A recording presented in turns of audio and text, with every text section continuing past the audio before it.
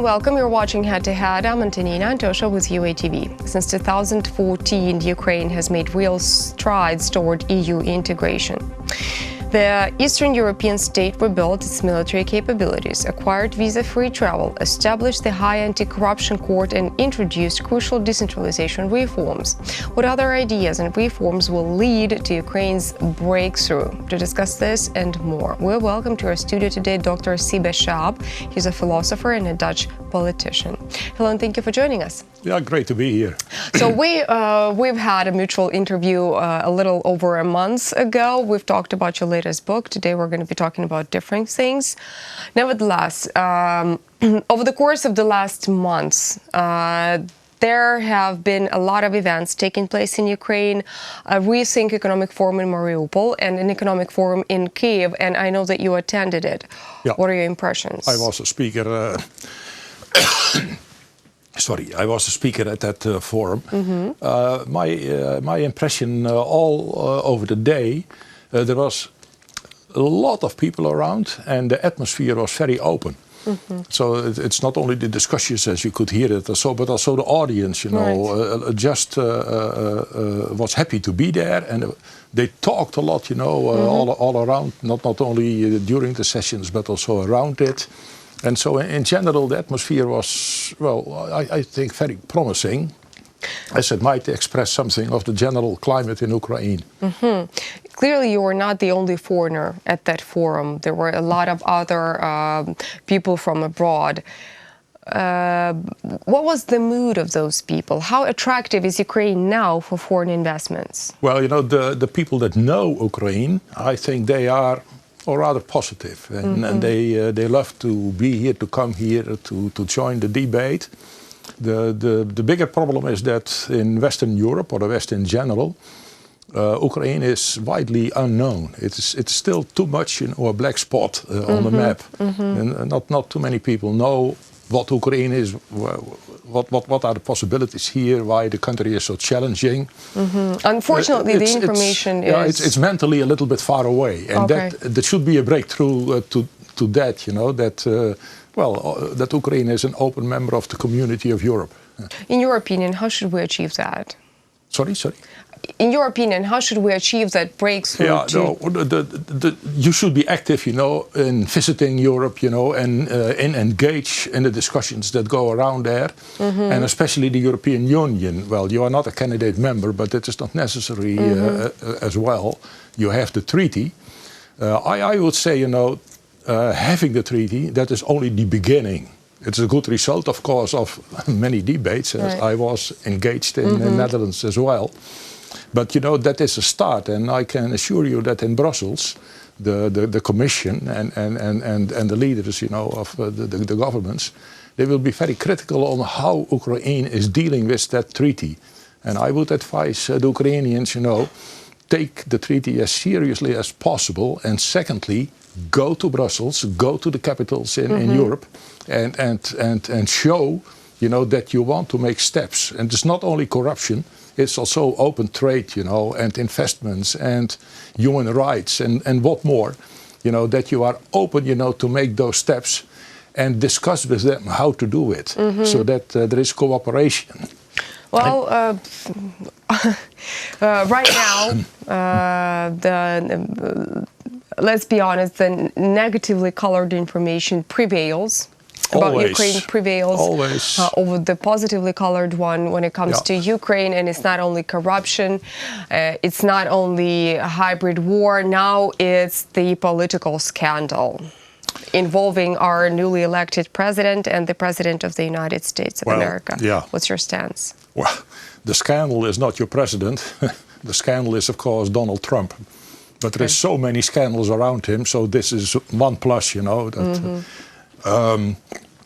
I can understand, that for Ukraine the situation is very complex. Right. Because when you make arguments against Trump, he will immediately punish you, by probably withdraw military aid and so on. But the way in which Zelensky reacted on it, I think it was okay.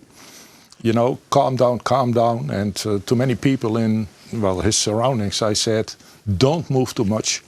And more important, don't say too much. You know, in such a situation, what would be the right algorithm of actions for Ukraine? Because whether we wanted it or not, we are in the scandal. You are in that scandal, and I watch CNN well every day a little bit to see what's happening in America. The big problem could be the Republicans, that to defend Trump, they put a lot of emphasis on the corruption in Ukraine. And so it was so very normal, you know, that Biden was part of that corruption, and then they try to blame Ukraine for the problems that Trump is engaging now. And so the real danger, I think, is not Trump in first place, but Republicans? The reaction of the Republicans in the House. Let's say Donald Trump is going to go with the impeachment procedure. He's going to get impeached. What kind of effect will it have on? Will such a decision have on Ukraine? Then I don't think there is not too many direct reactions for Ukraine. You know, he tried to abuse Ukraine for his election campaign. Well, that is stupidity, of course, but he did it. His right hand, Giuliani, you know, well, that is in a non-diplomatic expression. He is a crook, you know, and doing the dirty work for Trump. He is also the weak spot in all of this. So it's possible, you know, that a lot of attention will be directed against Giuliani, and there is not much possible to defend him. Okay. So I think, you know, when these weeks pass, you know, and then the question arises, impeachment or impeachment, then Ukraine is not the first, you know, to be a subject matter of discussion anymore, you know. Then it is Trump and Giuliani. Okay, coming back to Ukraine and its path towards the European Union. On our way to full integration, where are we? Are we halfway? Are we at the beginning? Or you are maybe in the beginning. Only at the beginning? Yeah. It's what I said on the forum, you know. What you need now, that is absolute willingness to go into reforms. And to have reform, you should know where to go to. Right. And that will be projects, you know, of 20, 30, 40 years. I made a comparison to how we developed the Dutch agriculture since 1950. It was also a program which covered 30, 40 years. And it brought us from being an import country to the second agricultural exporter worldwide. But it couldn't be reached in 2 days, you know. It needs time. And so Ukraine should take time to go to reforms. But that is not only political reforms. And the initiative should not only be, you know, in the government or the parliament. It should be a reform of society as a whole. And so it has to attract somehow, you know, the Ukrainian citizens as well, you know, that they say, hey, we want, you know, to be a member of the European family. We have to do something. And it is not only that you have to adapt, you know, to how we are in the Netherlands or in France. Or so. You have your own culture, your own history, but you have to go through steps. And it is many steps. And the most important thing is not, you know, that you are in 20 or 30 years a member of the European Union. The most important thing is that you go through reform, you know, to be a modern, democratic, constitutional society. And it takes time, it is steps, and it has to be done everywhere. In your opinion, which of the reforms that are currently underway in Ukraine is the most successful? Where you went through? Yeah. Maybe it's mentally that communism now is a little bit longer ago. And what happened in the elections you went through lately, that is that a new generation is coming in, a younger generation. And when I compare that, you know, to Poland or Czech Republic, that I know better, or Romania, this is very remarkable, you know, that so many new people come in, you know, and take their positions.